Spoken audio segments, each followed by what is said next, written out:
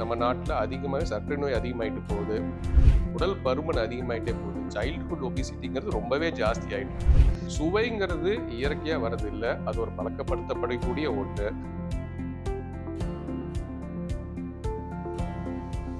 வணக்கம், நான் doctor Thiyagarajan, senior consultant endocrinologist, PSG hospital. இன்னைக்கு பெற்றோர்களுக்கும் மற்றவங்களுக்கும் ஒரு மெசேஜ் சொல்லாட்டு இருக்கேன். சின்ன குழந்தைகளுக்கு நம்ம சுகர் அதிகமா இருக்கக்கூடிய மிட்டாய்களும் சாக்லேட்டுகளும் கொடுக்கறது சரியாங்கிறத பத்தி சொல்லாட்டு இருக்கேன். இது பொதுவா இப்ப முன்ன இருந்ததை விட 20-30 வருஷங்களுக்கு இருந்ததை விட இப்ப ரொம்ப அதிகமாவே சின்ன குழந்தைகளுக்கு அதிகமான ஸ்வீட்ஸு, கடையில வாங்கக்கூடிய தின்பண்டங்கள் இது அதிகமா கிடைச்சிட்டு இருக்குது. இப்ப ஏன்னா மொத்தமாவே நம்ம சமூகம் அந்த மாதிரி மாறிடுச்சு. பட் நம்ம பெற்றோர்களாகிய நாமளும் சில சமயங்கள்ல அதோட விபரீதம் புரியாம இதெல்லாம் கொடுத்துட்றோம். இது கண்டிப்பா ஆரோக்கியமான ஒரு விஷயம் கிடையாது. நம்ம நாட்டுல அதிகமாவே சர்க்கரை நோய் அதிகமாயிட்டு போகுது, உடல் பருமன் அதிகமாயிட்டே போகுது. சைல்ட்ஹுட் ஒபிசிட்டிங்கிறது ரொம்பவே ஜாஸ்தி ஆயிட்டு இருக்கு. ஸோ நம்ம சின்ன குழந்தைகளே நம்ம பழக்கிறது மட்டும்தான் ஒரு கண்டிஷனிங்கா ஆயிட்டு இருக்கு குழந்தைகளுக்கு. சுவைங்கிறது இயற்கையா வர்றது இல்லை, அது ஒரு பழக்கப்படுத்தப்படக்கூடிய ஒன்று. நம்ம அதிக இனிப்புகளை பழக்கப்படுத்துறோம்னா குழந்தைக்கு அந்த மாதிரியான உணவுகளே பின்னாடி தேவைப்படுற மாதிரி ஆசைப்படுற மாதிரி போயிடும்.